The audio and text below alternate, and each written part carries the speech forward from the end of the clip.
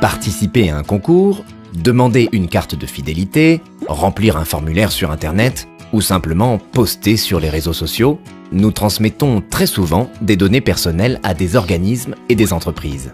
Savez-vous que vous disposez de droits sur ces données grâce à la loi Informatique et Liberté? La CNIL vous explique comment ça marche. D'abord, vous avez le droit d'accéder aux informations que détient un organisme sur vous. Ça signifie que vous avez la possibilité de lui demander quelles infos il utilise et dans quel but. Ensuite, il y a le droit de rectification. Vous pouvez faire corriger une erreur ou faire supprimer une information particulière vous concernant, comme par exemple dans un annuaire. Vous disposez d'un droit d'opposition. Vous avez le droit de vous opposer à figurer dans un fichier. Pratique pour supprimer vos coordonnées de fichiers commerciaux.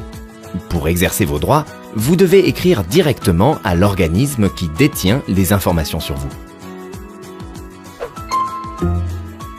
Si l'organisme refuse, c'est la CNIL qui intervient. Au bout de 2 mois sans réponse, vous pouvez vous adresser à la CNIL avec les justificatifs de vos démarches. Vous pouvez même le faire en ligne, en n'oubliant pas de joindre les documents qui montrent que vous avez bien essayé de contacter l'organisme. Une capture d'écran par exemple. Attention! Dans certains cas, seule la CNIL est autorisée à demander ce qu'un fichier contient sur vous. Ce droit d'accès indirect concerne par exemple les fichiers des forces de sécurité ou même les fichiers des comptes bancaires. Dans ce cas, contactez la CNIL en premier, car c'est uniquement par son intermédiaire que vous pourrez exercer votre droit d'accès et éventuellement de rectification.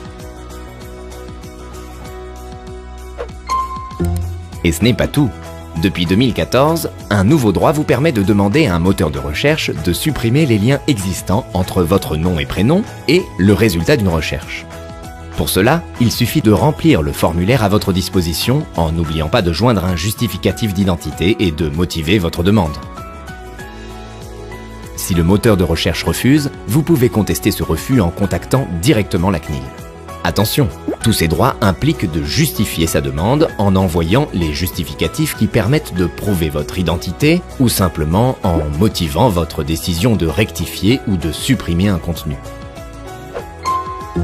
Enfin, dès 2018, le droit à la portabilité fait son apparition. Concrètement, dès l'entrée en vigueur du nouveau règlement européen sur la protection des données, l'utilisateur d'un service en ligne pourra récupérer certaines données personnelles qu'il aura communiquées à la plateforme. Libre à lui de réutiliser ces données sur un autre service en ligne ou pour un usage différent. Pratique, non? Sur CNIL.fr, retrouvez tous nos conseils pour maîtriser votre vie privée en ligne.